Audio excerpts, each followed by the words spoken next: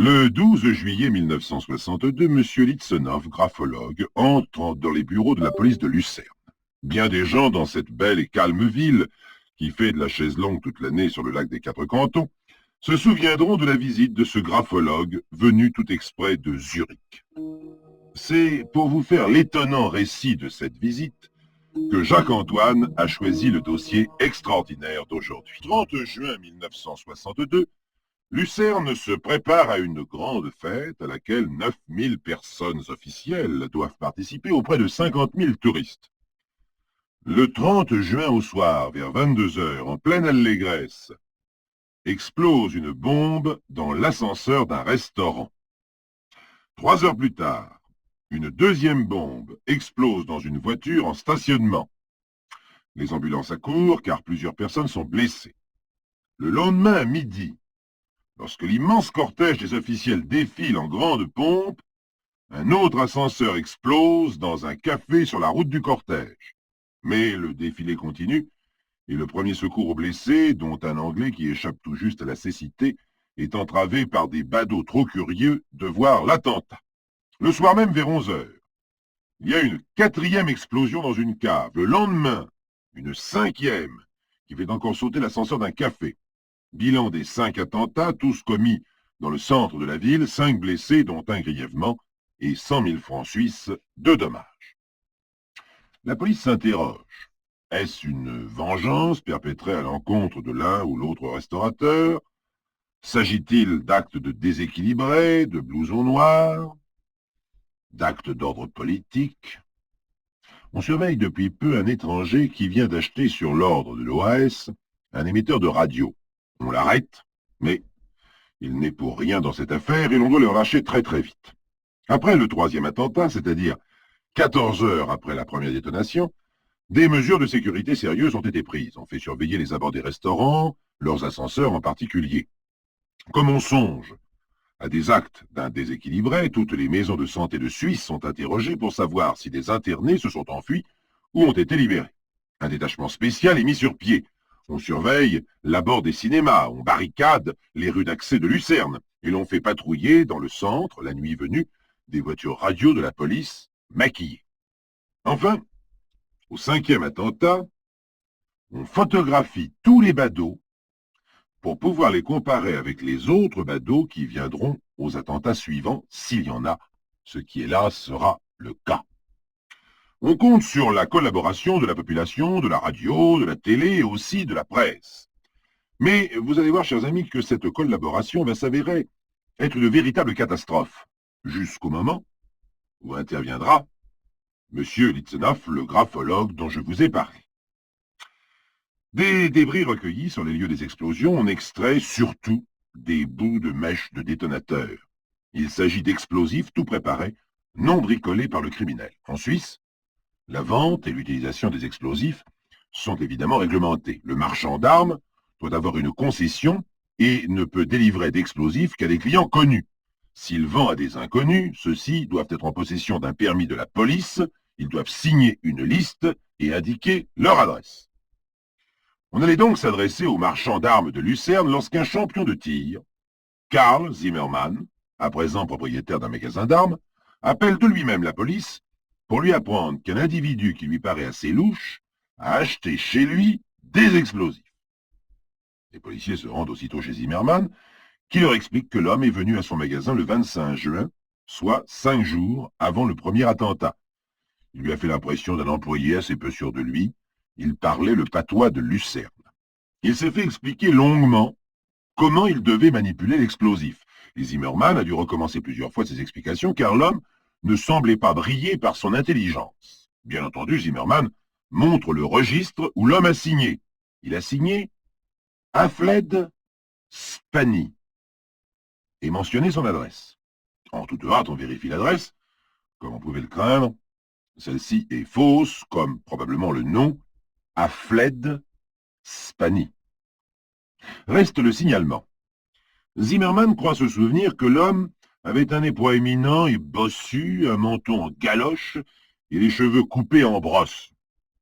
La police établit alors le portrait robot que toute la presse attend, mais quelques heures plus tard, la police annonce à Zimmermann qu'elle a mis la main sur le coupable. L'homme entre dans la boutique de Zimmermann accompagné de deux policiers. Le reconnaissez-vous? Je crois, dit Zimmermann.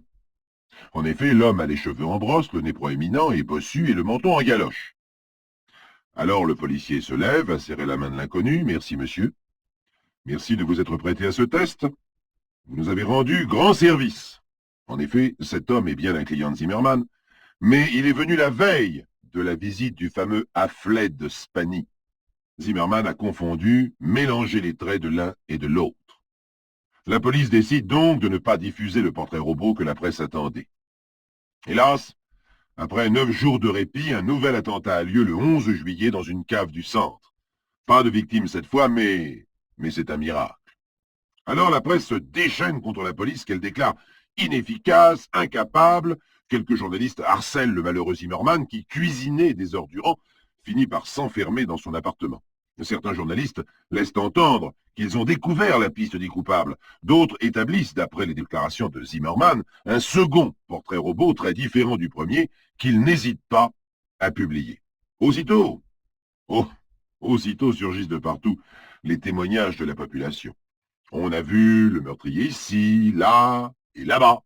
Malheur à ceux qui ont le nez pareil à celui du portrait robot. Malheur à ceux qui ont les cheveux ou le menton du portrait robot. Quant à ceux qui ont les trois, leur vie devient intenable. Des centaines et des centaines de personnes sont désignées à la police comme étant le coupable. Il faudrait des semaines à celle-ci pour vérifier toutes ces pistes. Et pendant ce temps, bien entendu, le criminel court toujours et les attentats peuvent reprendre. Finalement, la police continue de s'accrocher au seul élément concret, tangible qu'elle détient, à savoir la signature de l'inconnu. Hafled Spani. Mais quelle signature! C'est d'ailleurs l'attitude de l'individu au moment où il a signé le registre qui a frappé Zimmermann. De toute évidence, il ne s'attendait pas à devoir signer, et lorsque Zimmermann lui a demandé de le faire, il a marmonné « Je suis cultivateur, je m'appelle Alfred ». Là, il a ajouté un nom que Zimmermann n'a pas compris. « Oui, dit alors l'armurier, mais il faut signer quand même. » Comme le dénommé Alfred n'avait rien pour écrire, il a pris le crayon que Zimmermann lui tendait et il a signé debout. Dans sa confusion, il semble donc qu'il n'ait pas su écrire le prénom Alfred, qui est devenu Hafled. Dans ces conditions, quel crédit peut-on attacher au nom Spani? S-P-A. Le A surmonté d'un tréma, N-I. Spani. Quant à l'adresse, c'est Zimmermann qui l'a écrite lui-même, donc là, rien n'intéresse. C'est donc sans espoir aucun que la police entre en rapport avec le graphologue de Zurich, Litzenhoff. Le policier, qui l'appelle au téléphone, est même convaincu que Litzenhoff va refuser. Mais il découvre un homme ouvert, convaincu de l'efficacité de sa science, qui ne promet rien mais qui veut bien essayer. Il demande simplement « De quel exemplaire d'écriture disposez-vous » ? Pas grand-chose, dit le policier. Mais encore, une signature. Rien d'autre? Non. Et encore. Et encore quoi? Demande le graphologue qui commence à s'amuser. Eh bien, c'est une signature faite au crayon. En effet, c'est pas grand-chose. Surtout que... Le policier entend le graphologue éclater de rire au téléphone. Écoutez, dit-il, pour une observation sérieuse de l'écriture, un graphologue professionnel exige un minimum d'éléments. 1 ou 2 pages de texte, si possible écrites à l'encre, et non au stylo à bille ou au crayon, le sexe, l'âge et le métier de l'auteur de l'écriture. Or, si je comprends bien, vous disposez en tout et pour tout d'une signature faite au crayon, et vous me dites que ce n'est pas tout. Alors, laissez-moi imaginer la suite. Voyons, vous l'avez gommée par erreur, vous avez renversé un encrier dessus, elle a été faite sur une surface en relief qui la rend illisible. Ah, j'y suis. Cette signature a été froissée, brûlée. Non? Ah, mais alors je donne ma langue au chat. Qu'est-ce qui a bien pu lui arriver? Elle est fausse, monsieur. Le policier s'attend à ce que Litzenhoff lui demande s'il se moque de lui ou même lui raccroche au nez. Bah, dit Litzenhoff. C'est tout de même un exemplaire d'écriture, mais je ne pourrais certainement pas en tirer grand-chose. Le moindre renseignement peut nous être utile, monsieur. Bon. Bon, alors je veux bien essayer de vous aider. Je serai à Lucerne demain matin. Lorsqu'il raccroche, le policier est presque déçu. Il est tellement convaincu qu'il n'y a rien à tirer de ces deux mots, Affled Spani, qu'il en vient à penser que si un graphologue accepte de risquer sa réputation sur un aussi minable échantillon d'écriture, c'est que la graphologie, ce n'est pas très très sérieux.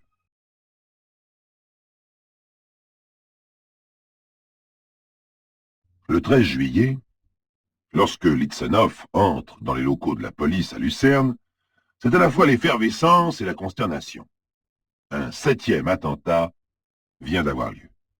Le criminel a fait exploser la veille une baraque sur une hauteur proche de la ville. Comme il faisait une très belle journée, beaucoup de Lucernois étaient en promenade et la foule qui s'est précipitée sur les lieux après l'explosion a été tellement énorme que la police n'a pas pu s'en approcher avant plusieurs minutes. Elle n'a donc pu recueillir aucun indice d'aucune sorte. Lorsque Litsenov est introduit dans le bureau du directeur de la police, ce dernier lui dit tout de suite qu'il n'attend pas de miracle, mais lui montre un énorme dossier. Il y a plusieurs centaines de pistes, dit-il. Elles concernent pour la plupart des individus plus ou moins douteux. Mais nous n'avons pas le temps de les suivre toutes.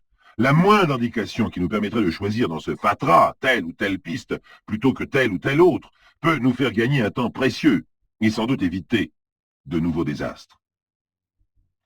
C'est bien ce que j'ai compris, dit Litsenov. Sinon, je ne prendrai pas le risque d'extrapoler en partant d'une simple signature au crayon. Fausse, ajoute le chef de la police. J'espère qu'on vous a prévenu. Je sais. Et il saisit la photographie que le policier lui tend. Remarquez bien, cher monsieur, vous n'auriez pas eu besoin de me dire qu'elle était fausse. Ça se voit. Elle est écrite sans élan, sans le mouvement général qui caractérise d'ordinaire une signature. Elle est improvisée. Les lettres se succèdent laborieusement. Elle est, comment dirais-je, annonnée. Voilà, annonnée. Puis le graphologue repose un instant la feuille de papier et regarde le chef de la police. Puis-je vous poser des questions ou dois-je me risquer d'emblée aux suppositions? Oh, j'imagine ce que ce travail peut avoir de désagréable pour vous, dit le policier en s'excusant, mais je préférerais ne rien vous dire de ce que nous savons. Bien, je préfère aussi, je me sens plus libre. Et au moins, si je me trompe, ce sera plus évident. Notez que j'ai peu de chance de me tromper, car votre criminel, je le vois déjà. Pour moi, ces quelques lettres au crayon me parlent plus qu'un visage. Pas de fausse barbe, pas de vêtements trompeurs avec l'écriture. L'écriture, c'est l'homme à nu. Lorsque vous arrêterez le criminel, peut-être qu'il vous paraîtra différent du portrait que je vais vous faire, mais ce n'est pas moi qui me serai trompé. C'est lui qui se sera travesti. Bien. Je vous écoute. Pendant quelques instants, le graphologue semble se perdre dans la contemplation de ce gribouillis. Affled Spani, écrit au crayon. Il retourne la feuille sans dessus-dessous pour la lire à l'envers, la retourne et la place dans la lumière pour la lire au travers, l'éloigne pour en avoir une vision globale. Enfin, il sort une loupe et il examine longuement chaque lettre. De toute évidence, dit enfin le graphologue, il s'agit d'un être très primaire, d'intelligence moyenne, une intelligence qui, de plus, n'a pas été cultivée. On peut généralement obtenir l'âge psychique qui ne correspond pas forcément avec l'âge réel. L'âge psychique de notre sujet se situerait entre 20 et 40 ans, mais sur le plan graphologique, plutôt à la limite inférieure, 20 ans. Pour être concret, et vous aider dans vos recherches, je dirais que ce jeune homme a été un très mauvais élève qui a dû redoubler toutes ses classes. Bien sûr, la signature est fausse, mais il doit être de toute façon incapable de signer 2 fois de la même façon, car c'est un être instable. Alors, je dirais même qu'il est illogique, souvent psychopathe. Là encore, pour vous aider, j'essaierai d'être plus concret. Je dirais qu'à mon avis, bien qu'il fabrique des bombes, cet homme n'est pas un technicien. Comme je ne lui vois pas la constance qu'il faut pour apprendre un métier, il n'a pas de métier. Comme évidemment, il n'écrit pas beaucoup. Il ne peut pas être employé de bureau. Comme son écriture trahit des sentiments d'infériorité, des complexes, une certaine nervosité, je doute fort qu'il puisse être employé de commerce, constamment en contact avec la clientèle. Si c'était un ouvrier agricole, il ne connaîtrait pas la ville comme il semble la connaître. Voyons, il pourrait être manœuvre. Oh, mais les usines sont rares à Lucerne. Bon, il s'ensuit donc qu'il doit être ouvrier auxiliaire, magasinier ou quelque chose comme ça.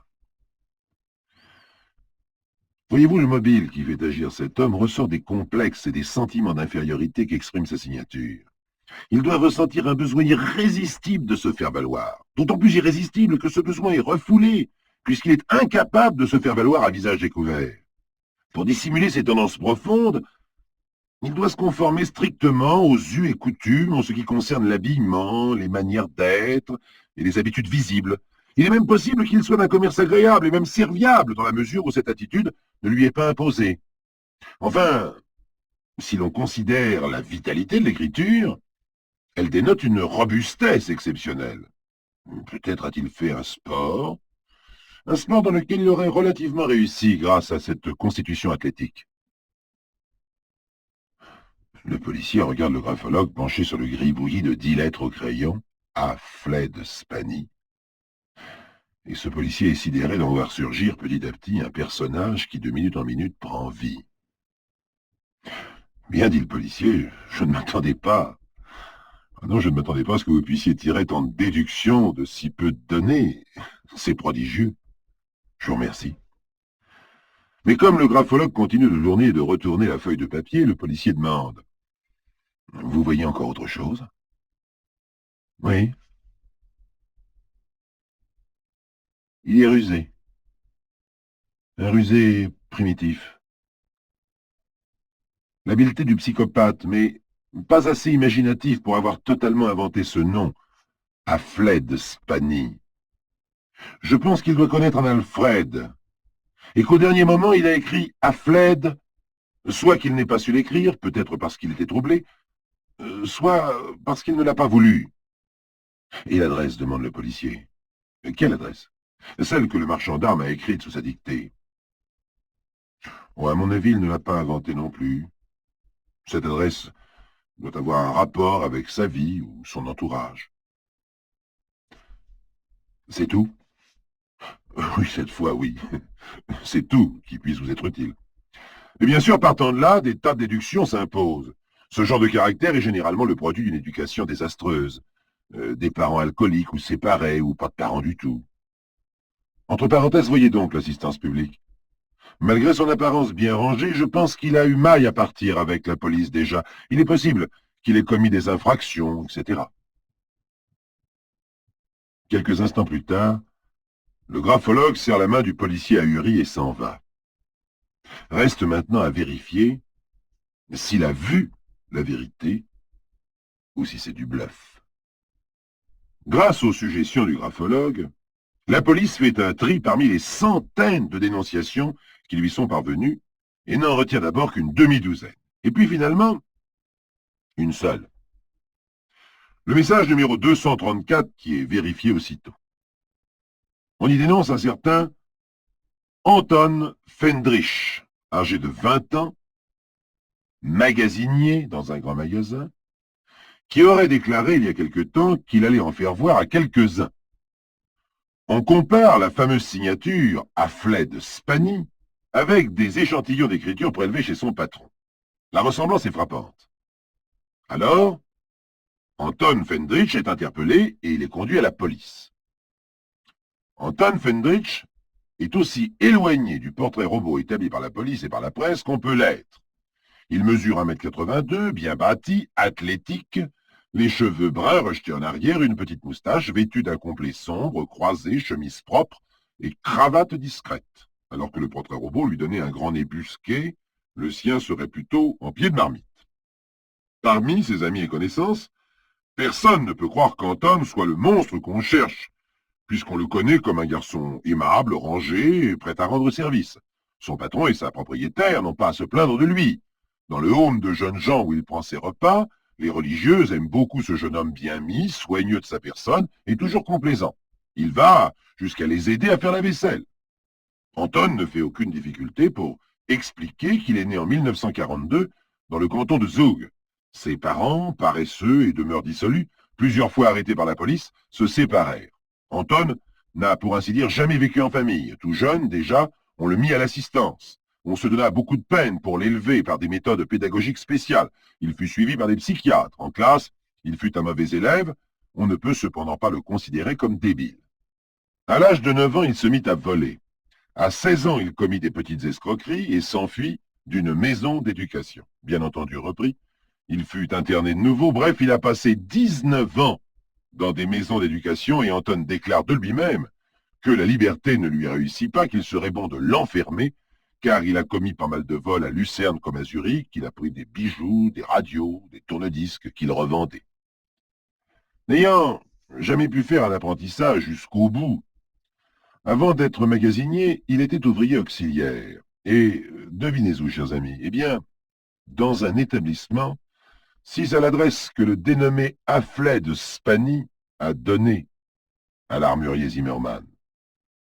Malgré cette coïncidence, Anton refuse de reconnaître les attentats à la bombe et sur les conseils du graphologue Litsenov, c'est en faisant appel à son honneur que la police finit par obtenir ses aveux. Et c'est tout simple.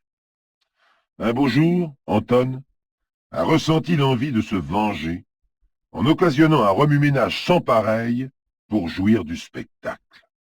Il estima qu'une grande fête helvétique était le moment rêvé puisque la police était alors pleinement occupée.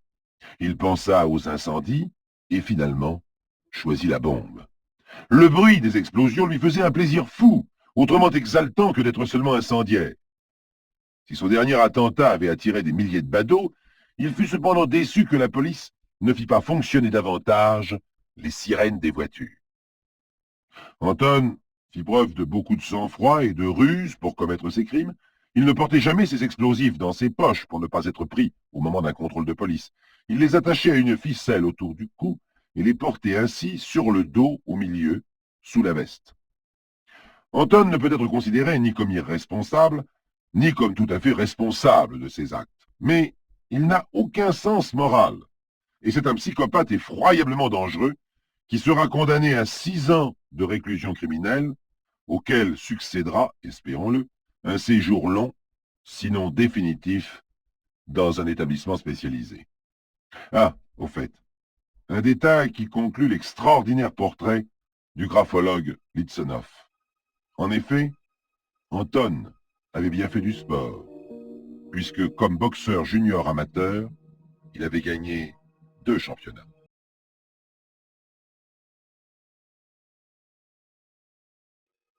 Nîmes, 1952, 27 octobre, 18h30.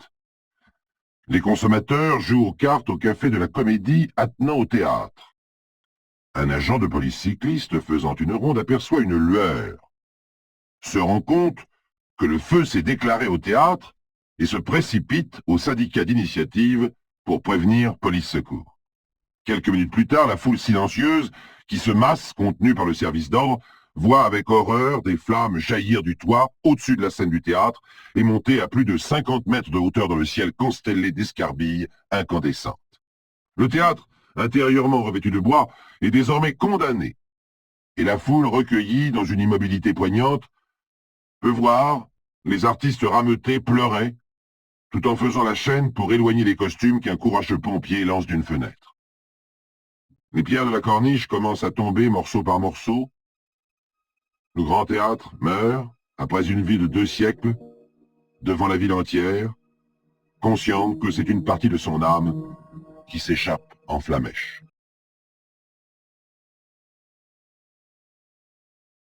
Le 28 octobre, tandis que ce qui reste du théâtre de Nîmes, incendié la veille, reçoit, sous l'insolite éclat d'un soleil indifférent, l'hommage ininterrompu d'une foule consternée, l'inspecteur Bénet de la police judiciaire commence une enquête de routine. Le théâtre a flambé, certes, mais pourquoi? Il s'agit sans doute d'un accident stupide, mais lequel? Les artistes et les membres du personnel se sont rassemblés par force d'habitude devant l'entrée des artistes, devant ces ruines fumantes, où s'activent toujours les pompiers. C'est ainsi que l'inspecteur Bénet a connaissance des premiers témoignages qui font ressortir la soudaineté du sinistre. Maître Fichenet, chef d'orchestre, raconte. Nous étions dans nos appartements, ma femme et moi, en train de répéter, soudain, nous avons entendu un crépitement insolite. « C'est la pluie ou la grêle ?» a demandé ma femme. Il m'en semblait que ce bruit inquiétant provenait de l'intérieur du théâtre. Par acquis de conscience, je me précipite au foyer de la danse. Et là, je comprends qu'il se passe quelque chose d'anormal dans la salle même. J'ouvre donc la lourde porte métallique qui sépare le foyer de la scène. Ouh! Une bouffée de chaleur me saute au visage. En même temps, j'aperçois une lueur fulgurante du côté des cintres, côté jardin.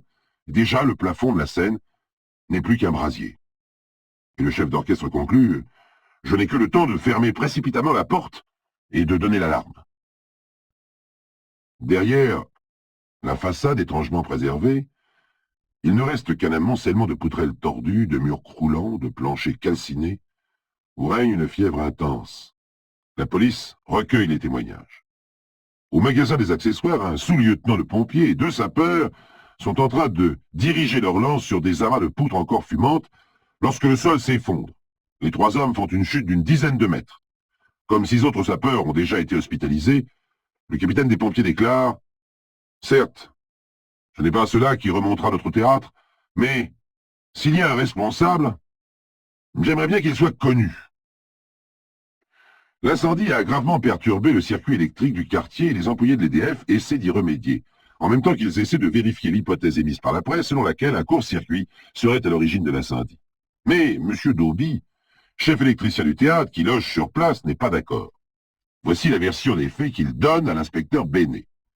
Il s'entretenait avec un machiniste lorsqu'il entendit une déflagration. Il arriva sur scène pour constater que la frise supérieure de la scène était en feu sur toute sa longueur. Une déflagration? Vous voulez dire une explosion? Mais comment l'expliquez-vous? L'explosion qui m'a alerté? Oh ben c'était sans doute l'éclatement de la verria supérieure.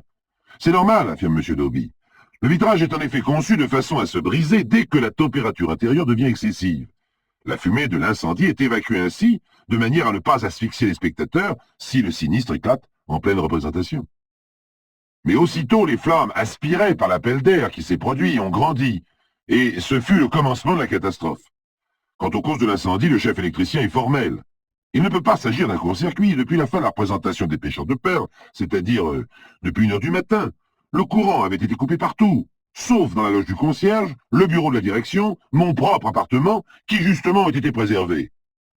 M. Dauby ajoute, il aurait mieux valu d'ailleurs que le feu se déclare pendant que la scène était occupée. On s'en serait aperçu tout de suite, tandis que là, je suis intervenu trop tard. Il m'a été impossible de manœuvrer la manche d'incendie intérieur, tant la température était devenue insupportable. Selon le concierge du théâtre, le feu a bien pris, ironie du sort, à cette partie des scènes qu'on appelle le grill. Il a voulu se précipiter pour ouvrir les vannes du grand secours, mais les flammes l'empêchèrent de l'atteindre.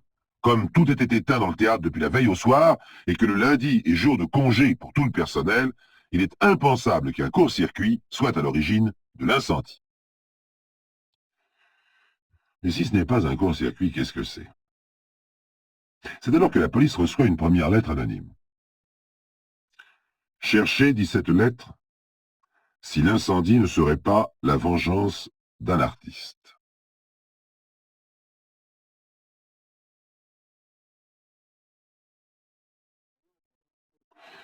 Malgré sa répugnance, la police tient toujours compte des lettres anonymes. Aussi l'inspecteur rend-il visite à M. Francis Lenzi. M. Lenzi, né à Alger, âgé de 58 ans, après une respectable carrière de ténor, a été nommé directeur de l'Opéra en 1949. M. Lenzi est encore mal remis de ses émotions. Il vient de vivre une nuit de cauchemar. Croyez-vous qu'un artiste de votre troupe pourrait avoir volontairement causé l'incendie, demande l'inspecteur Bénet. C'est impensable, répond M. Lenzi, après avoir hésité quelques secondes. Le commissaire insiste. Avez-vous congédié quelqu'un récemment? Oui, un jeune choriste. Mais ça ne peut pas être lui. Pouvez-vous tout de même en parler en détail? Alors, M. Lenzi raconte que quelques semaines auparavant, il est allé à Paris pour engager des choristes. Il a notamment ramené Joël Faes, le fils adoptif d'une certaine Eva Clossé, qui est d'ailleurs venu avec lui à Nîmes. Tout de suite, M. Finet, metteur en scène, et M. Fichenet, chef d'orchestre, se sont acharnés contre le garçon. Ils le trouvent minable. Il est vrai que M. Lenzi lui a fait passer 2 auditions et qu'elles n'étaient pas brillantes. M. Aimé, le directeur financier, voulait donc qu'on le renvoie. Mais M. Lenzi, lui-même ancien ténor, et qui connaît bien la misère de son monde, a expliqué qu'il était venu de Belgique avec sa mère et qu'il faudrait peut-être attendre la saison prochaine pour décider d'un renvoi, quitte à effectuer une coupure dans son salaire. Mais messieurs Aimé et Finet ne veulent rien savoir. Monsieur Lenzi a donc annoncé le renvoi de son fils à Eva Clossé, accablée. Et il lui a promis de l'engager, elle, à la saison prochaine, s'il le peut. C'était le lundi, jour de relâche, 18h, lorsque le comptable vient faire sa comptabilité. Monsieur Lenzi lui a donné le peu d'argent qui revenait à son fils, avec une gratification. Eva Clossé a voulu ramasser les affaires de son fils dans sa loge, car le train pour Paris part à 21h30 le soir même. Monsieur Lenzi a appelé Louis, le garçon de course, pour qu'il accompagne Madame Clossé aux loges. Il les a vus descendre tous deux. Depuis, aucune nouvelle. Une enquête rapide auprès des autres artistes permet à l'inspecteur Bénet de se faire rapidement une opinion sur le jeune Joës Faès. Joës, petit blondinet de 20 ans, élevé dans les jupons de sa mère adoptive, en dehors des leçons de chant qu'elle lui donne, s'amuse à découper des soldats en papier qu'il colle sur du carton. Le moins qu'on puisse dire, c'est que Joès n'est pas particulièrement doué. Son ambition est d'être un ténor comme Luis Mariano. Son air favori, c'est la belle de Cadix, qu'il massacre d'ailleurs sans vergogne et sans se soucier des voisins. L'inspecteur décide néanmoins de se rendre à l'hôtel où le jeune homme résidait avant son départ. Il est très surpris de le trouver là. Ce n'est pas un jeune homme, mais tout au plus un garçonnet filiforme, sans consistance. Et le commissaire songe à abandonner cette piste. En effet, s'il était l'incendiaire, il est probable qu'il aurait pris le train dès son acte criminel accompli. Le garçon confirme à peu près le témoignage de M. Lenzi, mais nie formellement avoir mis le feu au théâtre et paraît sincère. « Mais pourquoi n'êtes-vous pas parti à 21h30 » Ma mère a remis notre départ. Le commissaire n'insiste pas, la mère, Eva Clossé, n'étant pas là, il pense revenir la voir un peu plus tard. Mais, de retour à la police judiciaire, boulevard Jean Jaurès, deux événements importants vont coup sur coup déclencher l'arrestation d'un coupable inattendu.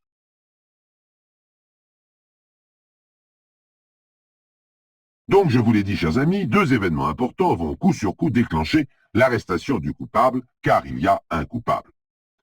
Le premier événement, c'est une lettre anonyme parmi tant d'autres lettres toutes plus farfelues les unes que les autres, qui déclare sans détail superflu « L'incendiaire du théâtre, c'est Eva Clossé ». La lettre adressée à l'inspecteur est là depuis le matin même, mais l'inspecteur hésite. Eva Clossé ne peut être coupable, puisque M. Lenzi l'a vu quitter le théâtre en compagnie du garçon de course Louis. Il décide donc de convoquer ce dernier pour l'interroger. Maintenant, imaginez la scène, chers amis, car tout va se jouer en quelques minutes. Il y a là, outre l'inspecteur Bénet, assis derrière son bureau, le capitaine des pompiers, debout près de sa fenêtre, le représentant des compagnies d'assurance, vêtu de noir, malgré la chaleur, et enfin un policier belge qui vient d'arriver et qui transpire à grosses gouttes. En effet, l'inspecteur a demandé des renseignements sur plusieurs artistes. Or, Joës Faès et Eva Clossé sont belges. La police belge, ayant eu à s'occuper d'eux, plutôt qu'un froid et probablement incomplet rapport, a préféré envoyer ce policier. Tous écoutent ce dernier. Va-t-il leur apporter la lumière? L'amour du théâtre lyrique est vivace à Liège, explique le brave policier, et quiconque a un peu de voix ne rêve que d'entrer un jour à l'Opéra de Paris ou à la Monnaie de Bruxelles. C'est le cas en 1906 pour une jeune fille, la petite Eva Clossé, qui vocalise à longueur de journée. Mais elle est fort peu douée physiquement et vocalement. Elle obtient pourtant au Théâtre Royal de Liège en 1930 un petit bout de rôle. Tout émue, elle foule pour la première fois les planches. C'est le plus beau jour de sa vie. Elle se fait photographier en Mireille, assise sur un tronc d'arbre, commande des cartes de visite portant simplement Eva Clossé, artiste lyrique, et devient la femme d'Henri Faès, jeune premier comique, au Théâtre Royal de Liège. C'est à cette époque qu'une sœur d'Eva, alors célibataire, a l'imprudence d'avoir un enfant. Le bébé est d'abord élevé par la grand-mère, puis, pour permettre un riche mariage à la mère de l'enfant et faire plaisir à sa femme, Henri Faès adopte le gamin qui portera désormais le nom de Henri Joës Faès. En 1934 et 1935, Eva Clossé atteint le sommet de sa carrière en jouant des rôles de duègne en second. C'est ensuite, insensiblement, par petites étapes, l'écroulement d'un beau rêve. Pour vivre, les cachets du Théâtre Royal devenant insuffisants, Eva Clossé et son mari font de la baraque, c'est-à-dire du théâtre ambulant. Là, au moins, Eva a la possibilité de jouer des rôles dépassant ses moyens.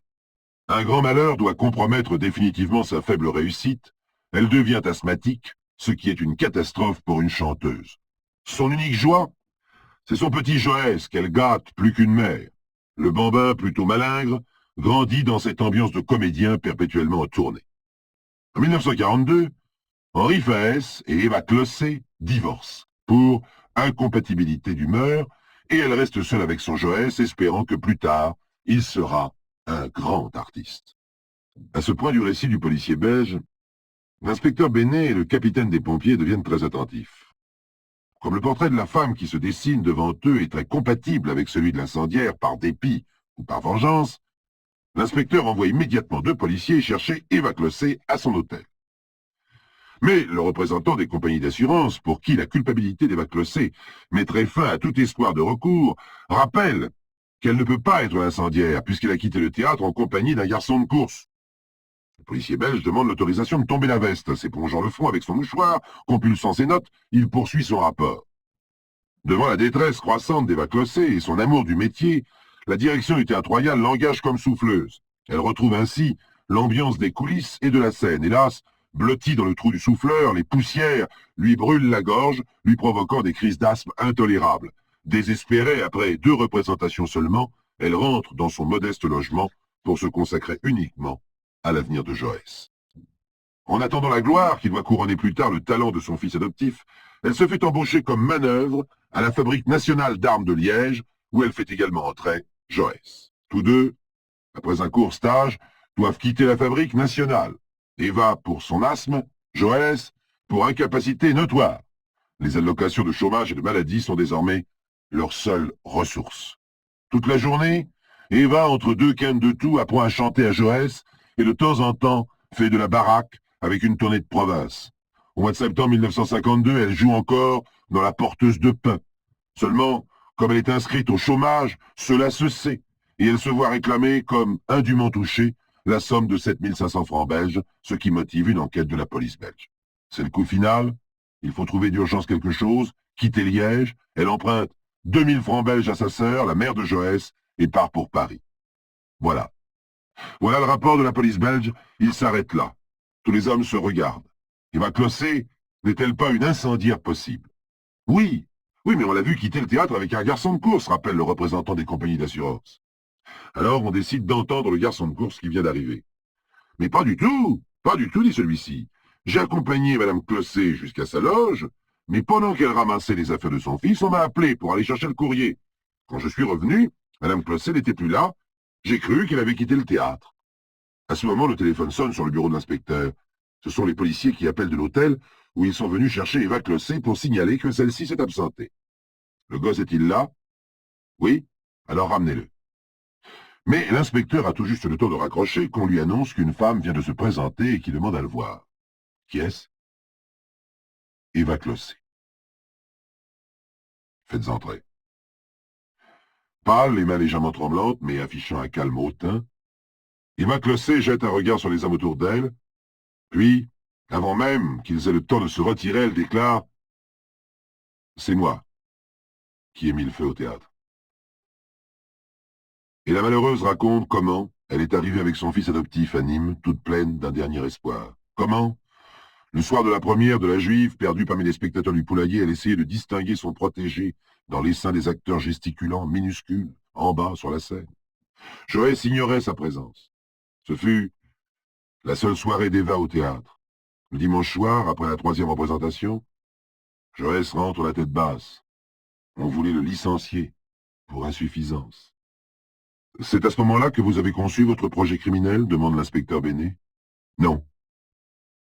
Mais j'ai vivement protesté auprès de M. Lenzi. J'ai fait remarquer qu'il était abusif de nous faire venir de Belgique, mon beau-fils et moi, pour nous laisser sans travail. Le directeur m'a finalement fait savoir qu'une répétition aurait lieu le lendemain à 11 heures, que mon beau-fils et 3 autres choristes également congédiés auraient une chance de se repêcher. L'audition eut-elle lieu? La voix d'Eva Clossé prend un accent mi-dramatique, mi-vindicatif. Oui, si on peut appeler ça une audition. Les 3 autres choristes ont été retenus. Quant à mon fils, M. Lenzi lui a dit seulement qu'il me recevrait dans son bureau vers 18 heures. Avez-vous répondu à cette convocation?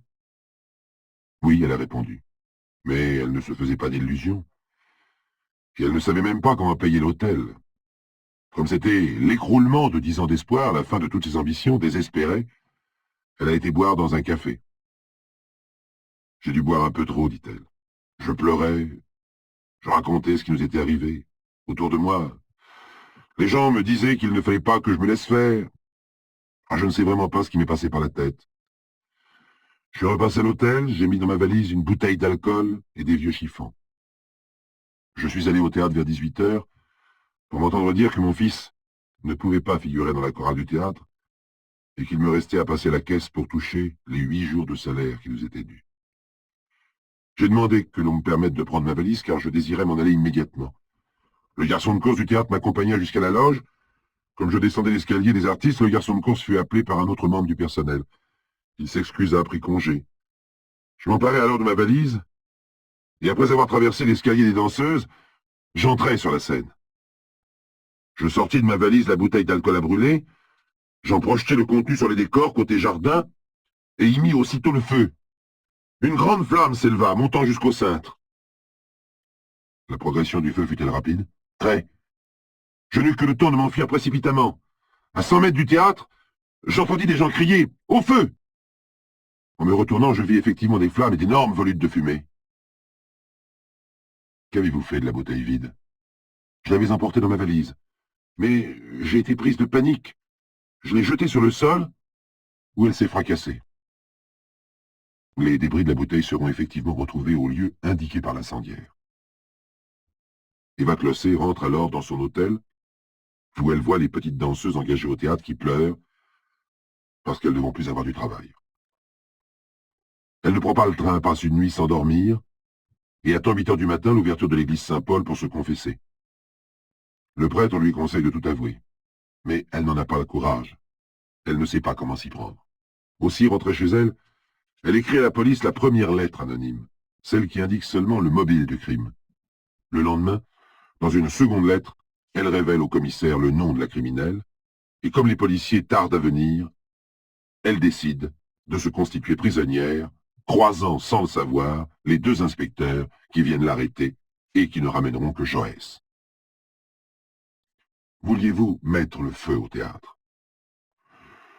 Non. Non, je voulais faire peur. Jamais je n'aurais imaginé que l'incendie prenne de telles proportions. Quelques instants plus tard, elle est inculpée d'incendie volontaire dans un lieu habité. C'est la cour d'assises. Elle risque la peine de mort. En sortant pour aller à la prison, elle rencontre son fils adoptif dans les couloirs de la PJ. Elle lui dit « C'est pour ton honneur, mon chéri, que j'ai fait cela. » Joësse, à qui le destin décidément n'accorde que des rôles lamentables, se retourne. « Tais-toi, lui dit-il.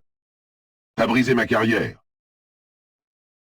Quand il apprend la nouvelle, son ex-mari, Henri Faès, qui fait de la baraque près de Bruxelles, et qui n'a pas revu depuis 10 ans son fils adoptif Joësse, ne veut pas qu'on lui rappelle son passé. C'est une drôle d'idée d'aller mettre le feu à un théâtre. Je n'admets pas ça. Pendant ce temps, Eva Clossé, qui fait de la prison préventive, se fait aimer de tous grâce à son humilité. Le dimanche, le prêtre, qui l'a confessé à Saint-Paul, l'a fait chanter à la messe. Elle n'a pas un sou, même pas une cigarette. Personne ne vient la voir, personne ne s'occupe d'elle, même pas son fils adoptif. Quand vient le procès, le 10 juillet 1953, comme Eva Clossé n'a pas d'avocat, c'est un ami de M. Lenzi qui se proposera gratuitement. Pendant le procès, l'avocat pour défendre Eva Clossé prétendra qu'elle fut autrefois la maîtresse de Francis Lenzi. Celui-ci, très sincèrement peiné de la situation de la malheureuse, ne protestera pas. Mais messieurs Aimé, Finet et Fichenet lui en voudront à mort de ne pas charger davantage Eva Clossé et de se déclarer convaincue qu'elle n'avait pas l'intention d'incendier réellement le théâtre. Eva Clossé est condamnée à 7 ans de prison. Toutefois, sa conduite est telle qu'elle sera relâchée plus tôt. Elle deviendra, paraît-il, infirmière dans un asile de débiles mentaux. Ridiculisé par ce procès, en proie à la haine, sa carrière brisée, Francis Lenzi, le directeur du théâtre, devra quitter Nîmes pour entrer comme employé de bureau aux établissements Dienner, 125 boulevard Haussmann. Et Joësse? Oui, Joësse, au fait, qu'est-il devenu? Ouf. Au moment du procès, il était manutentionnaire à Nîmes. Mais mérite-t-il vraiment que nous cherchions à en savoir plus?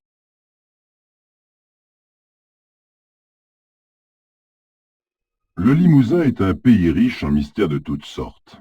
Les fermes, d'épaisses bâtisses serrées les unes contre les autres derrière un bocteau, enracinée dans la terre grasse, constitue souvent à elle seule un hameau qui prend le nom du lieu-dit.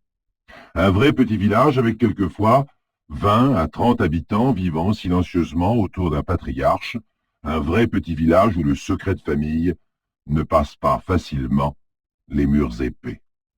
On trouve là des hommes et des femmes farouchement accrochés à leur terre, n'ayant pour unique but dans la vie que de faire prospérer des exploitations souvent confortables. C'est un pays où l'on n'aime pas ceux qui posent des questions, où l'on sait garder la bouche cousue. Un pays où l'on voit encore de temps à autre une chouette clouée par les ailes sur une porte pour attirer le mauvais sort sur les habitants du lieu. C'est dans ce cadre que se déroula une tragédie dont les seuls indices pour les enquêteurs furent un cadavre de femme et un peu de poudre bleue au fond d'un verre.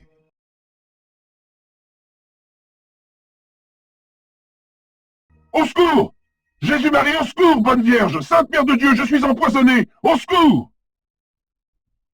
L'ombre qui régnait dans la ferme de l'Abbadie près de Château-Chervy fut déchirée soudain par ces hurlements. Au secours! Léonard! Léonard, viens à mon secours!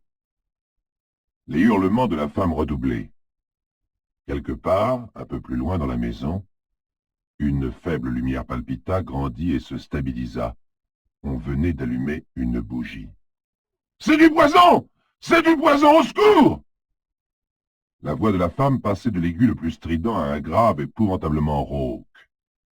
Léonard Durand, le maître de la ferme, et des 20 hommes et femmes et enfants qui y habitaient, Léonard sortit du lit et courut le long du couloir, en protégeant la flamme de la bougie de sa main creusée, les pans de sa longue chemise lui battant les mollets.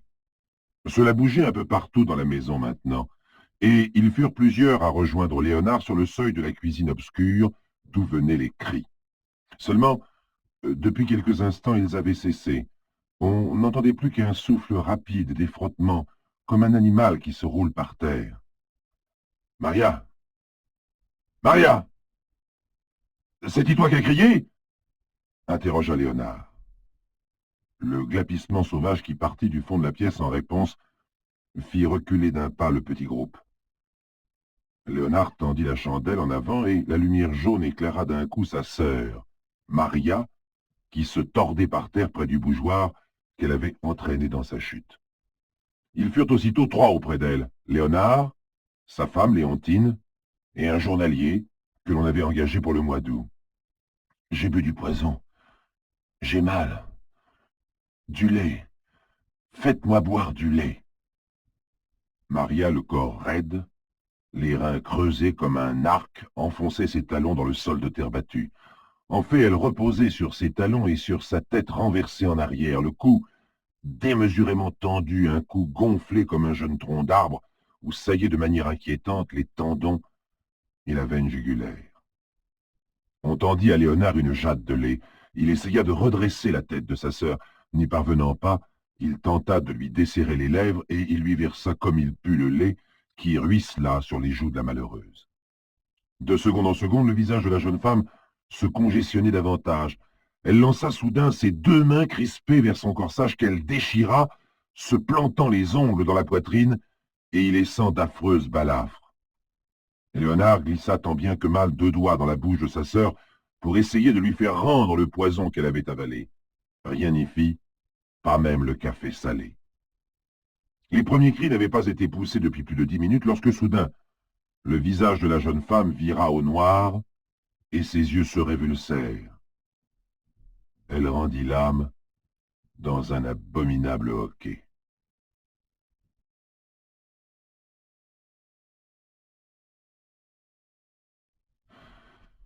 Ceux qui avaient assisté à cette fin horrible se redressèrent, s'écartèrent un peu, et l'on fit silence en regardant ce corps raide pour l'éternité, et qui semblait avoir pris tout entier l'affreuse couleur sombre du visage. Puis lentement quelqu'un osa lever les yeux, les autres regards suivirent, et l'on s'observa, toujours sans dire un mot, car tous avaient entendu les derniers mots prononcés par Maria. Dans un effort désespéré, elle avait désigné la longue table de chêne de la cuisine, et elle avait dit assez clairement, pour qu'il n'y ait pas de doute dans l'esprit d'aucun des spectateurs. Là, poison. Roger. Empoisonné. Léonard le fermier posa la chandelle sur la table, juste à côté d'un verre au fond duquel on put voir un peu de liquide bleuâtre.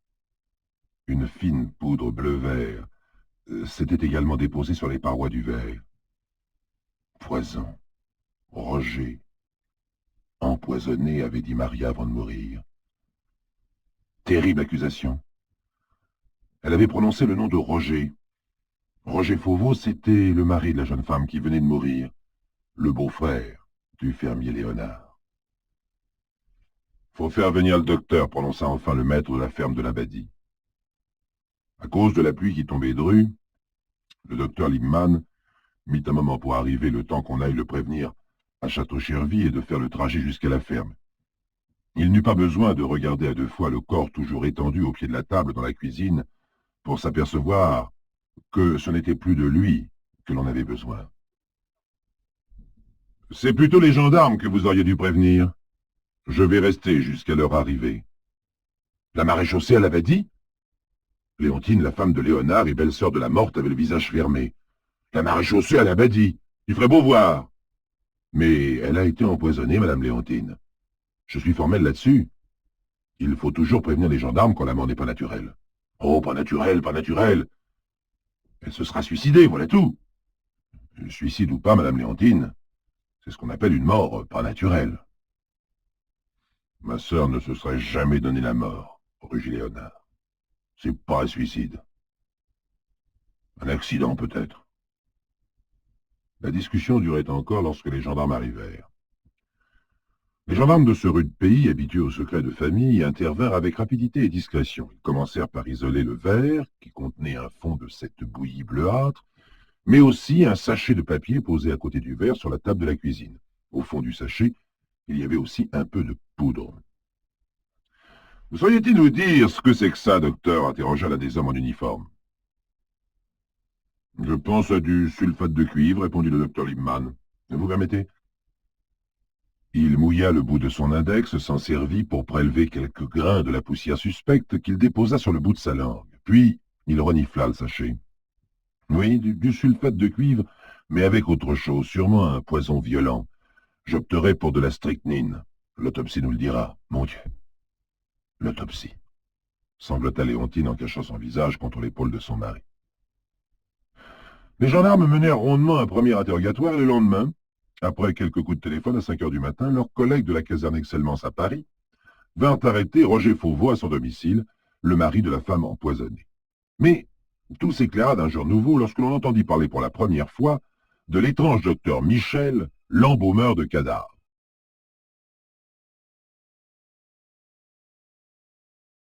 Qu'avaient donc appris les gendarmes appelés dans la nuit du mardi 18 août à la ferme de l'Abbadie au cœur du Limousin?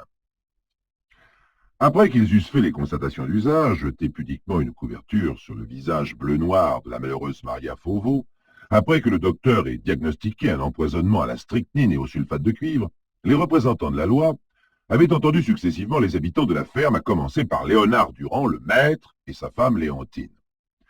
Ils eurent ainsi la confirmation de ce qu'ils savaient déjà un peu, car dans nos campagnes, les gendarmes connaissent bien les populations sur la sécurité desquelles ils sont appelés à veiller. Roger Fauveau, un brave garçon, sapeur-pompier à Paris, avait épousé Maria, qui s'était placée comme bonne dans une famille rue Monsieur-le-Prince. Maria était âgée de 26 ans. Roger avait 1 an de plus et ils venaient régulièrement tous deux passer leur congé à la ferme. Maria était arrivée le 6 du mois d'août. Roger l'avait rejointe pour une journée seulement, le 13. Maria avait dit à son frère Léonard qu'elle était souffrante, mais sans préciser de quoi, et lors de sa visite, Roger avait apporté pour sa femme un flacon de laudanum et il avait dit « C'est de la part du docteur Michel. Il m'a également donné pour toi un sachet de poudre de bleu de méthylène. Mais j'ai oublié la poudre à Paris. » C'est par la poste que Maria reçut 2 jours plus tard le sachet de poudre bleue ainsi que 5 cachets de Gardénal. Il y avait une lettre avec les médicaments, une lettre que les gendarmes purent lire. La voici. Ma petite femme chérie, j'ai fait bon voyage, je suis heureux d'avoir pu t'embrasser un instant, je t'envoie les médicaments que Michel m'a donnés. Tu prendras les cachets pour tes insomnies et ensuite la poudre pour ce que tu sais. Prends bien ça le soir avant de te coucher dans de l'eau. J'espère que tu seras guéri avec ce que Michel m'a donné. Je te quitte en te couvrant de baisers, ton petit mari qui t'aime pour toujours. Apparemment, les deux époux devaient donc être en excellents termes, vu la tendre gentillesse de cette lettre. Et pourtant, c'est en avalant la mystérieuse poudre bleue que Maria avait trouvé une fin atroce. Voilà pourquoi les gendarmes de Saint-Germain-les-Belles, dont dépendait la ferme, alertèrent ceux de la caserne Excellence à Paris. Il était 5 heures du matin, le mercredi, lorsque l'on vint appréhender Roger Fauveau. Il dormait bien sagement dans son lit, rue Monsieur le Prince, au domicile de la dame qui employait Maria et qui les hébergeait tous les deux dans une chambre de service. Roger Fauveau accueillit les gendarmes calmement, avec un calme qui les étonna dès l'abord. Était-ce l'attitude d'un innocent, ignorant parfaitement ce qui a pu arriver pendant la nuit à son épouse et qui n'a rien à se reprocher? Était-ce au contraire le flegme d'un assassin qui a bien prémédité son coup, un homme qui aurait réussi à se débarrasser en quelque sorte par correspondance de sa femme et qui s'est préparé à jouer les innocents? Quand on lui apprit la nouvelle de la mort de Maria, Roger Fauveau resta sans réaction. C'était pourquoi faire ce soi-disant médicament? C'est à cette question des gendarmes que le jeune pompier commença à montrer un peu de gêne. On en apprit alors un peu plus sur la vie privée de Roger Fauveau. Il avait épousé Maria, qu'il aimait sincèrement, et il se montrait envers elle un mari modèle, rapportant régulièrement sa solde à la maison. Il n'en gardait qu'une partie pour aller faire le jeune homme. Il sortait 2 fois la semaine, mais ces sorties, chers amis, étaient réservées à ce que l'on appelait une maison de société de la rue Grégoire de Tours. Dans ce lieu de plaisir, le jeune pompier trouvait apparemment des joies que Maria, sa vertueuse moitié, ne lui dispensait pas au creux du lit conjugal. Ces dames, les pensionnaires de chez Marcel, avaient donné à Roger le sympathique surnom de Petit Pompon. « Tiens, voilà le Petit Pompon !» s'exclamait à son entrée la jolie Marcel, la patronne, et la blonde Micheline se précipitait du fond de la salle pour sauter au cou de son visiteur. À ses camarades de service, comme lui au théâtre du Vieux-Colombier, Roger avait confié qu'il ne dépensait pas souvent de l'argent auprès de ces dames, et il semble en effet qu'elles aient apprécié sa compagnie pour d'autres raisons que son portefeuille. Elle lui avait donc donné ce surnom de Petit Pompon, mais aussi autre chose, oui, un souvenir dont il se serait bien passé. Je m'en suis aperçu il y a un peu plus d'1 mois, se confessa-t-il aux gendarmes qui l'ont interrogé. Et je me suis rendu compte aussi que j'avais contaminé ma femme. Je lui ai demandé d'aller voir un toubib, mais elle ne voulait pas, elle avait trop honte, et elle m'a demandé de me débrouiller pour lui trouver un médicament. Et alors, t'en as profité pour lui donner du poison et te débarrasser d'elle. Mais non, c'est pas vrai. C'est Michel, le docteur Michel, qui m'a donné cette poudre bleue. Le docteur Michel? Michel comment? Quelle adresse? Mais je sais pas, moi, le docteur Michel. Je l'appelle comme ça, tout le monde l'appelle comme ça. Mais je sais pas son nom, moi. Il a soigné beaucoup de mes collègues avec du bleu de méthylène et ça a très bien marché, alors j'en ai demandé, mais je sais pas son adresse. Je le rencontrais dans des bistrots, on prenait un verre ensemble, mais je vous jure que c'est lui qui m'a donné la poudre. Qui pouvait croire à l'existence du fantomatique docteur Michel? Pourtant, les gendarmes de la caserne d'Excellence poussèrent une enquête dans les cafés du quartier latin et plusieurs personnes prononcèrent le nom de ce personnage. Il existait donc bien. On le retrouva, soignant ses roses, dans son jardin de Saint-Maur, en tricot de corps et en bretelles, l'arrêt impeccable, le cheveu griffé, la moustache cirée, l'air d'un officier en civil. Michel, le docteur Michel, s'appelait Monsieur Michel Courteau, profession embaumeur de la faculté de pharmacie. Cet homme était préparateur pour les cours d'anatomie, il passait sa vie à manipuler et à découper des cadavres livrés par les hôpitaux. Un curieux bonhomme, souriant mais distant, peut-être parce qu'une centaine de milliers de corps inanimés étaient passés par ses mains avant d'aller enrichir le savoir des futurs pharmaciens. C'est lui aussi qui, le matin des exécutions capitales, attendait les familles des suppliciés au bord de la tombe ouverte du cimetière d'Ivry et leur demandait le cadavre du criminel au nom de la science. Il avait dans ces occasions une politesse et un savoir-vivre dignes d'éloge, et c'est sur ce ton qu'il répondit aux enquêteurs. « Moi? Jamais je n'ai fourni aucune poudre, aucun médicament à qui que ce soit. Roger Fauveau? Ce nom-là ne me dit rien du tout. Il est pompier, dites-vous. Oh, j'en connais bien sûr des pompiers, mais je les confonds. Ils ont tous le même uniforme. Pourtant, il vous connaît, lui.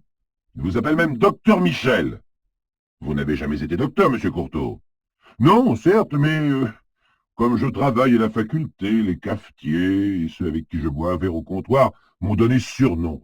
Vous ne pouvez pas empêcher les gens de vous appeler comme ils veulent. C'est vrai, je n'ai jamais été docteur et c'est d'ailleurs pourquoi je n'ai jamais fourni de poudre ni bleue ni autrement à qui que ce soit. Michel Courteau avait l'air tellement sincère que les gendarmes enregistrèrent ses déclarations et repartirent interroger le pompier Fauveau. « Tu nous as menti, Fauveau. Le docteur Michel ne te connaît pas, et il nie t'avoir donné ce médicament. Comment ça, il ne me connaît pas? Vous voulez la preuve? Allez donc, rue Grégoire de Tours. Demandez à Marcel, la tenancière. » Deux gendarmes se rendent donc dans la maison close. La blonde Marcel est toujours souriante. « Roger? Le petit pompon? Ah, ça oui, on le voyait toujours avec des collègues à lui ou tout seul. Mais tenez, il y a de ça, attendez donc, ça va faire un mois cette semaine. Il est arrivé un après-midi avec un monsieur très bien. Un bourgeois d'environ 50 ans, genre militaire, très sérieux. Vous voyez ce que je veux dire? Roger nous a dit, je vous présente mon ami le docteur Michel, de la faculté de médecine. Vous êtes sûr qu'il a dit mon ami le docteur Michel? Ah, pour ça oui, même qu'il en était très fier de dire que c'était son ami et qu'il lui a proposé lui-même de monter avec Micheline, celle qu'il prenait d'habitude. Lui, il a changé pour une fois, il est allé avec Jeannette. Tant de précisions méritaient des commentaires et l'on commença à se poser des questions à propos du fameux docteur. Non, maintint Michel Courteau, non, jamais je n'ai fourni la moindre poudre bleue, le moindre médicament à ce Roger Fauveau. D'ailleurs, vous n'avez aucune preuve. Ce pauvre garçon travaille du chapeau. Perplexité des gendarmes. Fauveau, tu t'es rendu auprès de ta femme que tu avais envoyé prendre l'air chez son frère. Tu étais là-bas le 13 août. Or, tes supérieurs nous ont confirmé que tu n'avais pas de permission régulière. Pourquoi cette hâte pour la rejoindre? Je m'ennuyais d'elle. Puis j'avais des remords pour lui avoir passé cette vilaine maladie. Je voulais lui apporter le plus vite possible le médicament qui la guérirait. Mais tu ne lui as apporté qu'un flacon de laudanum. Ce n'est que 2 jours plus tard qu'elle a reçu par la poste la fameuse poudre bleue, accompagnée de 5 cachets de Gardénal. Ah oui, j'avais oublié le sachet à Paris. Alors tu y vas pour le porter, et tu l'oublies. Ça tient pas debout. Quant aux 5 cachets de Gardénal, tu lui écris de les prendre le soir avec un peu d'eau. 5 cachets, c'est une dose à endormir un cheval. Tout se passe comme si tu avais voulu qu'elle soit droguée, inconsciente, et que le poison bleu puisse ainsi la tuer sans qu'elle souffre. Allez, à vous, Fauveau. Je suis innocent. Ma femme connaissait l'usage du Gardénal et savait qu'elle devait prendre un cachet seulement chaque soir. Elle n'aurait jamais pris les 5 en même temps. L'enquête se poursuivit et amena un certain nombre de bizarreries. Par exemple, on découvrit, à la ferme de l'Abadie, plusieurs flacons d'un produit appelé taupinase, qui, comme son nom l'indique, est destiné à détruire les taupes. C'est un terrible poison à base de strychnine et de sulfate de cuivre. Une poudre de couleur bleu-vert. Que faisait ce poison dans la ferme et comment Léonard, le fermier, et Léontine, sa femme, en ignoraient-ils la présence et ne pensèrent-ils pas le signaler aux gendarmes? L'analyse cependant détermina que Maria Fauveau avait succombé plutôt à l'absorption d'un produit appelé non pas taupinase, mais taupicine. Or, le 11 septembre, l'autre sœur de Maria, qui habitait Paris sur le même palier que le ménage Fauveau, se manifesta auprès de la police. « Voici une pièce à conviction que j'ai trouvée derrière la cuvette de la table de toilette de Roger Fauveau, mon beau-frère, » signala cette dame qui s'appelait, ô coïncidence, Madame Gendarme. 4 jours plus tard, c'est-à-dire le 15 septembre, la même Madame Gendarme remettait aux enquêteurs un essuie-main également trouvé chez Roger Fauveau et taché largement du même produit bleu-vert. Or, suivez-moi bien, chers amis, car les dates sont importantes. Cette taupicine a donc été miraculeusement découverte, en gros milieu septembre. Or, le 22 août, une perquisition de la police au domicile de Fauveau n'avait rien donné. De même, une femme de chambre, nouvellement engagée par la logeuse de Fauveau, avait nettoyé à fond tout l'appartement et déclara sur l'honneur n'avoir rien vu non plus. Fauveau proclamait encore son innocence lorsqu'il comparut devant les jurés de la cour d'assises. Lors de ce procès apparurent clairement les points mystérieux de cette affaire. Un habitant de la ferme déclara que Maria Fauveau avait préparé la mixture bleue dès réception du paquet, mais qu'elle hésitait avant de la boire parce que son aspect n'était pas engageant. Le verre était resté 2 jours sur le buffet de la cuisine. Fauveau avait donc bien pu envoyer du bleu de méthylène et une main criminelle se serait alors chargée de remplacer le verre contenant le médicament par un autre contenant le poison. Qui avait volontairement placé un flacon de taupicine sur la table de toilette de Fauveau dès que le résultat de l'analyse fut connu? Maria Fauveau n'avait-elle pas eu une dispute avec son frère Léonard et sa sœur Madame Gendarme? Cette dispute n'avait-elle pas pour origine le désir de Maria Fauveau et de Roger de racheter les parts de la ferme de l'Abadie que détenaient précisément Léonard et Madame Gendarme? Un médecin ne vint-il pas témoigner à la barre que Léonard avait consulté un docteur peu de temps avant le drame pour lui demander de faire interner sa femme Léontine? Dans une crise de nerfs, elle avait saisi son jeune fils et, brandissant un flacon de teinture d'iode, s'était écrié « Je vais l'empoisonner, je vais l'empoisonner !» Et enfin, pourquoi le mystérieux docteur Michel avait-il, jusqu'au procès, réussi à échapper à une confrontation directe avec Roger Fauveau? L'avocat général abandonna l'accusation. Ce fut le coup de théâtre. Fauveau fut acquitté. Quant au véritable criminel, si meurtre il y a eu, nous avons perdu sa piste. La documentation de notre ami Grégory Franck s'arrête malheureusement à ce procès. Mais si quelqu'un d'entre vous possédait des renseignements supplémentaires, qu'il n'hésite pas à nous écrire pour compléter ce dossier extraordinaire et peut-être, grâce à vous, chers amis, saurons-nous qui versa dans le verre de la femme du petit Pompon un sachet de poudre bleue.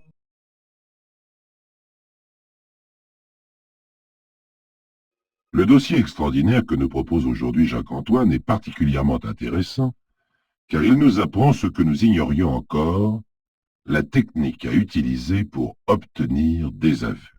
Quels que soient les indices, les preuves, la perfection d'une enquête, rien ne vaut pour étayer une accusation les propres aveux du coupable.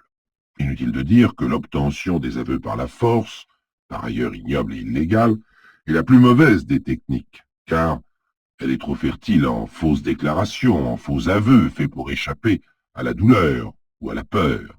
Elle provoque des retours en arrière et transforme en imbroglio les affaires les plus claires. Un bon policier doit donc utiliser une technique purement psychologique pour amener une personne suspectée à oublier l'instinct de conservation au point d'en arriver à cette apparente aberration, l'aveu qui la condamne.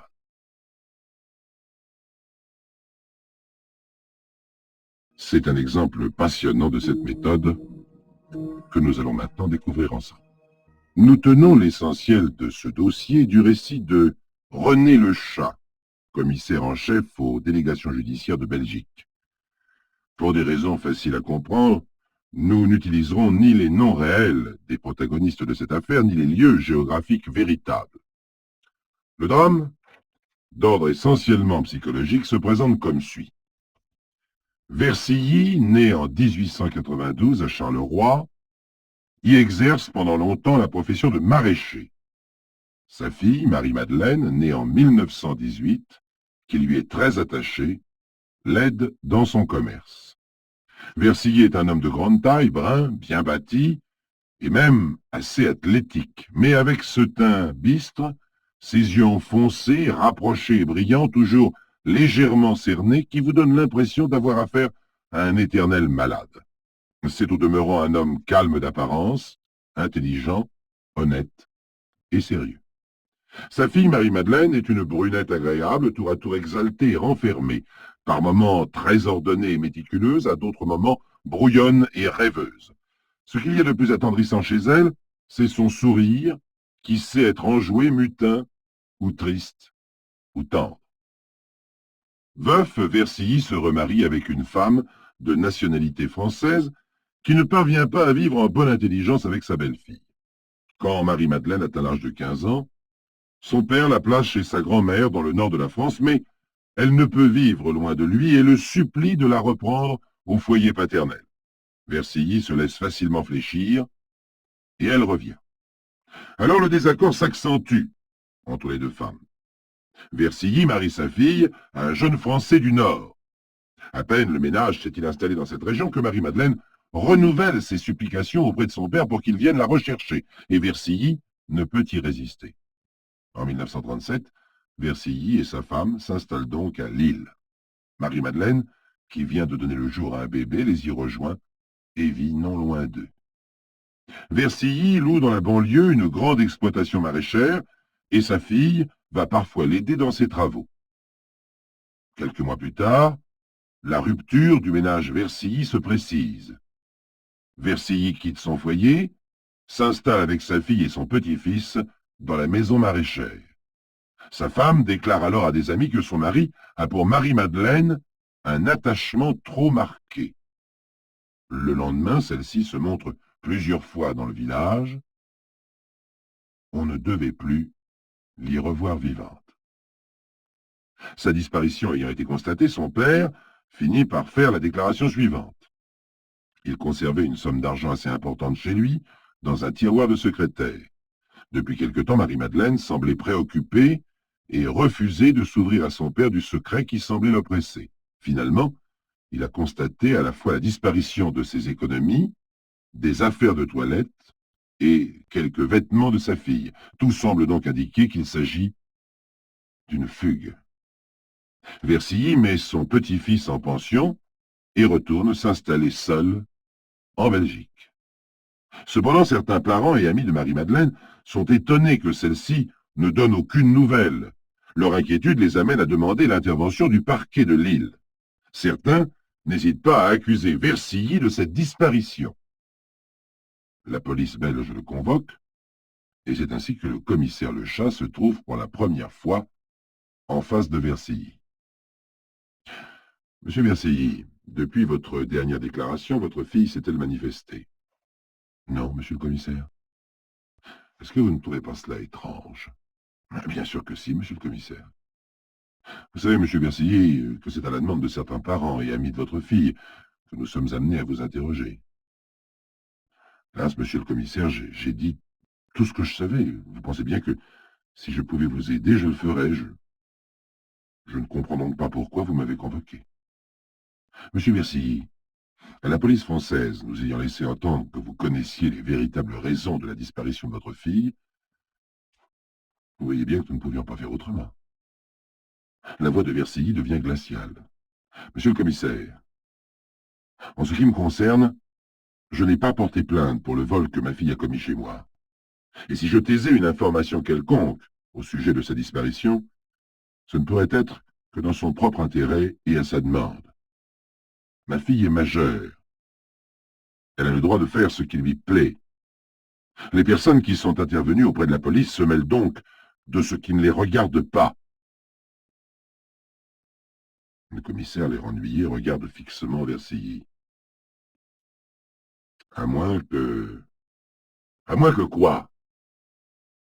Versilly se lève d'un bond. J'ai compris, on me soupçonne. Mais c'est absurde, monsieur le commissaire. J'adore ma fille. Je n'admets pas ces soupçons. Je me refuse à tout interrogatoire. La police n'a pas le droit d'importuner un citoyen irréprochable, surtout en partant de simples ragots. Cet homme a raison, et le commissaire est obligé de mettre l'enquête en veilleuse. Toutefois, il obtient l'autorisation de visiter sa maison et de jeter un coup d'œil sur les effets de Marie-Madeleine. C'est alors qu'une lettre de Marie-Madeleine à son père tombe entre les mains du commissaire. Cette lettre, datée de 1938, alors que Versilly n'avait pas encore quitté sa femme, comporte des expressions telles que « Je ne peux pas vivre sans toi »,« Papa mon amour »,« Ta chère présence »,« Cette nuit je n'ai pas pu dormir en pensant à toi »,« Les nuits loin de toi sont un supplice », etc., etc. Il est évident que ces expressions manifestent une intimité pour le moins suspecte. Aussi, dès le début de 1939, la police mobile de Lille intervient. Son chef explore toute la propriété maraîchère. Il prospecte notamment le sous-sol d'une serre de culture où, peu avant la disparition de sa fille, Versilly a défoncé le sol pour préparer une plantation de tomates qu'il a d'ailleurs réellement effectuée. Et là, à 1 mètre sous la terre, la police trouve un corps de femme en état de décomposition avancée.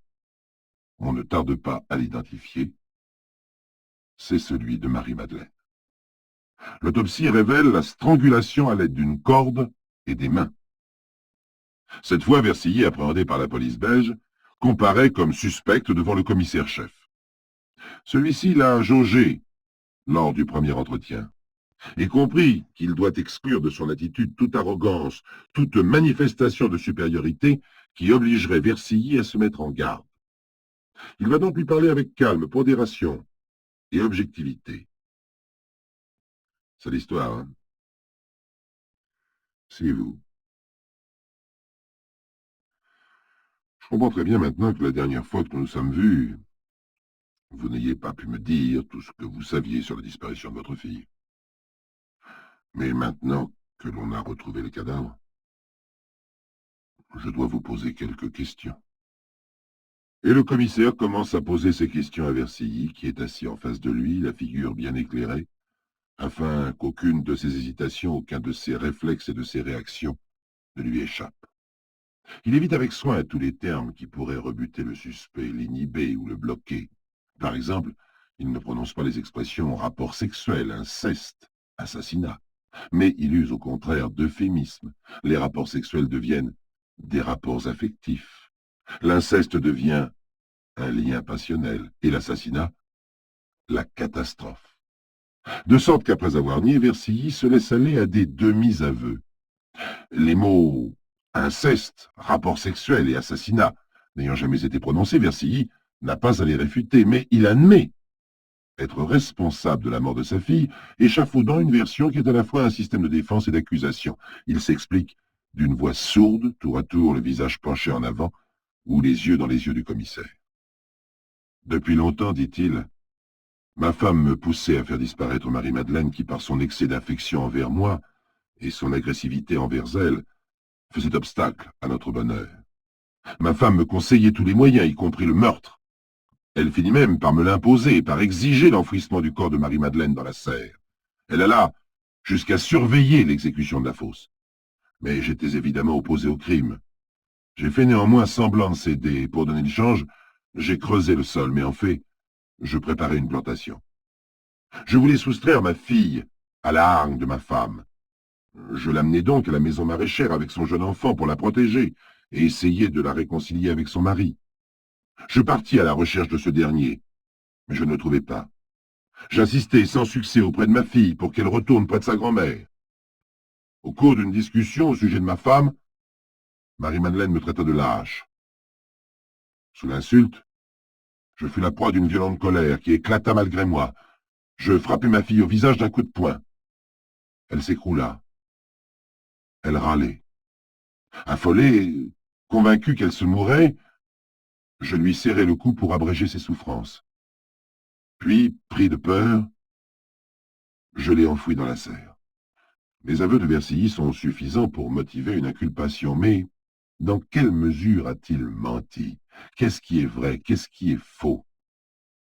Vous allez voir que pour le savoir, le commissaire va se livrer à un interrogatoire passionnant. En effet, le devoir de celui-ci est de permettre l'application de la loi.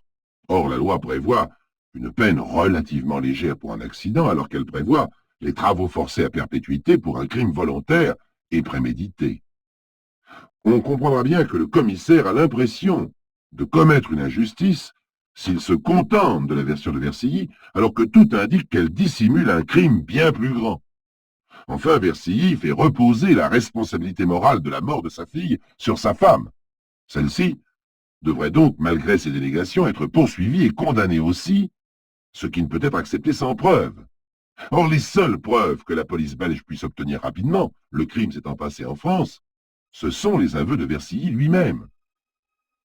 Le commissaire décide donc de reprendre l'interrogatoire.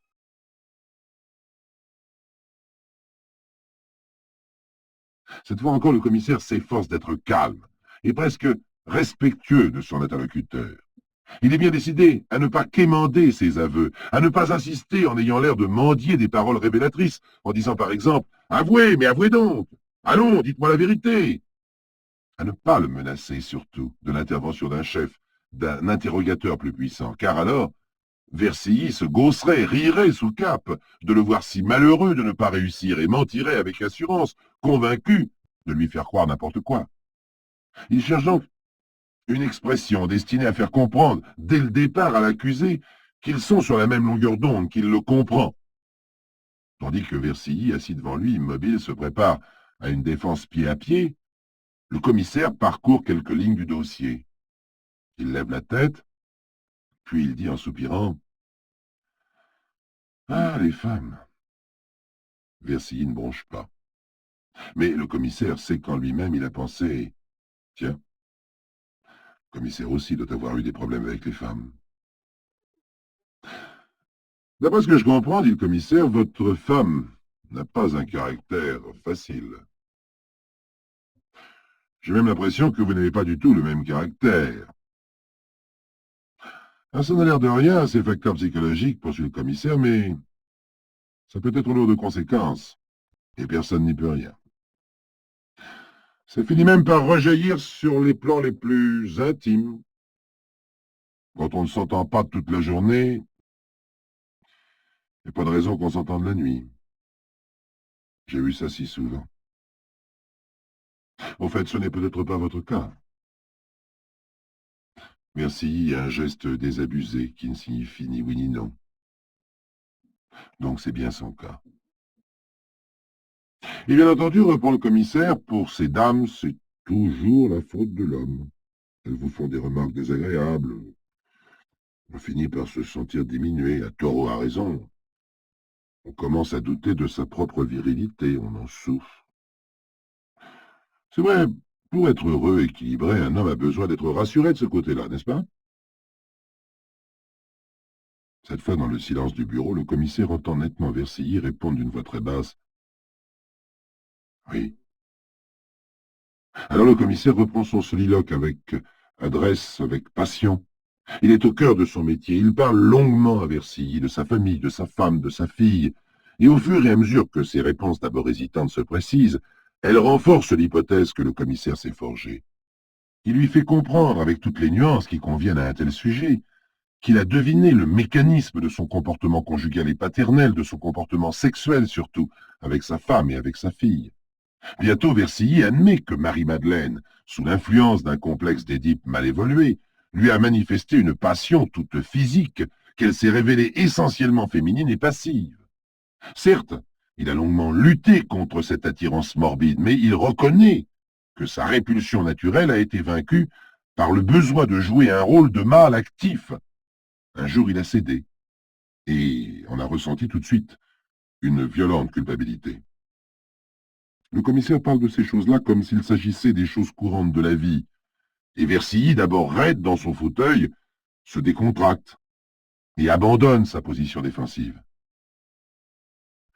Vous avez dû souffrir énormément, dit le commissaire, partagé entre ce besoin légitime de prouver votre virilité et un sentiment de dégoût croissant, jusqu'à la nausée. D'autant que vous deviez souffrir aussi de la rupture de votre ménage, rupture dont votre fille était la cause, en fait. Versilly ne fait pas de déclaration fracassante, il ne dit jamais totalement oui ou totalement non, mais implicitement, il adhère à la version du commissaire qui petit à petit entre dans le détail de ses états d'âme, de ses luttes intimes. Il suppose que Versilly a essayé de vaincre sa propre passion et de reprendre sa vie conjugale en éloignant Marie-Madeleine. Hélas, il n'a pas pu réussir parce que sa fille, intimement et complètement satisfaite, opposait une résistance farouche à chaque tentative de séparation. À pas mesurer, le commissaire en arrive à l'essentiel. Comment cette tentative désespérée de libération a pu l'amener à envisager le meurtre? Mais il ne se montre pas outré qu'une telle pensée ait pu lui venir, ni même révolté à l'idée que le crime ait pu être commis. Il s'efforce de ne pas avoir l'air surpris par les mensonges, le sang-froid, la moralité ou le cynisme de Versilly. D'ailleurs, le commissaire ne s'intègre pas à l'action. Il veut éviter à tout prix que Versilly voie en lui un censeur moral, un père courroucé, un juge qu'il condamne. Il veut avoir l'air maintenant d'un homme qui comprend et qui ne prétend qu'à enregistrer imperturbable les déclarations de son interlocuteur sans y participer affectivement. C'est ainsi qu'il envisage l'impulsion au meurtre, le besoin de supprimer Marie-Madeleine, l'objet de la passion coupable, la recherche obsédante d'une libération, une sorte d'affolement, d'impression d'être coincé, esclave de ses sens, prisonnier de la passion de sa fille. Solution, la tuer. La seule voie qui reste ouverte pour obtenir une sorte de réhabilitation vis-à-vis de lui-même. C'est alors que le moment tant attendu par le commissaire survient.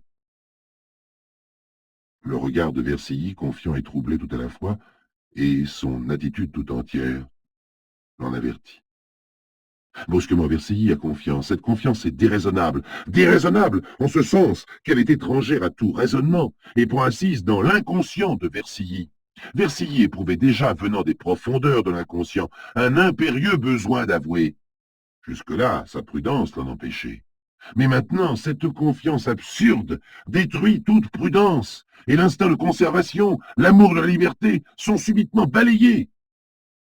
Brusquement, Versilly déclare « Tout ce que vous dites est vrai. Si vous le savez, vous n'ignorez rien du reste, et je ne peux plus vous le cacher. » Et les aveux viennent précis. L'inceste de longue date, l'homicide prémédité avec toutes ses circonstances, la mise totale de l'épouse hors de cause, etc. Mais contrairement à ce que vous pensez, chers amis, ce n'est pas la fin de l'histoire. Mais un dossier de police n'est jamais trop bien fait, trop complet. Et les autorités judiciaires belges se prennent à supposer que Marie-Madeleine aurait pu se trouver enceinte des œuvres de son père, ce qui aurait pu précipiter le drame. On estime en haut lieu que ce point doit être éclairci et le commissaire est chargé d'un nouvel interrogatoire. C'est lui-même qui nous a raconté cette 4e et dernière rencontre, en insistant particulièrement, et vous allez comprendre pourquoi. Lorsqu'il va s'asseoir devant Versilly, le commissaire ne doute pas du succès. Les aveux qu'il a obtenus sont beaucoup plus graves, tout compte fait, que ceux qu'il espère maintenant. Versilly a confiance en lui. Il le voit bien à la façon dont il le regarde. Alors, sans s'en rendre compte, le commissaire le salue trop froidement, avec une autorité trop hautaine. Tout en parlant, le commissaire ouvre son dossier, et tout en parlant aussi, il se rend compte qu'il accomplit ce geste avec une sorte de satisfaction, comme heureux de revenir à ces quelques papiers qui symbolisent un triomphe personnel. Il veut se reprendre, mais déjà il est trop tard. Un regard rapide comme l'éclair sur Versilly lui laisse voir que celui-ci a froncé les sourcils.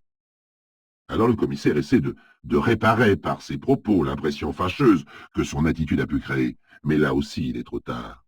Il est parti de l'avant, il a été trop vite. Il a déjà prononcé les mots interdits.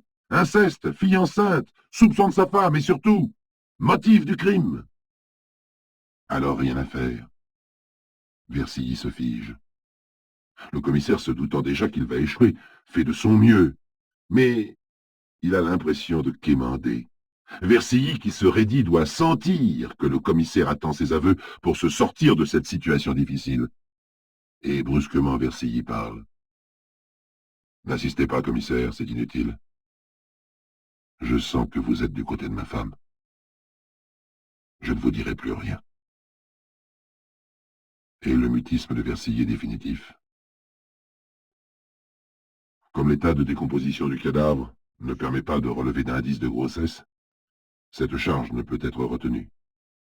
Néanmoins, Versilly sera condamné aux travaux forcés à perpétuité. Maintenant, vous comprenez, chers amis, pourquoi le commissaire a tenu à mentionner le dernier épisode. Parce que cet échec confirme bien que les vrais aveux sont le résultat d'un mécanisme purement psychologique, où la raison et la brutalité n'ont aucune part.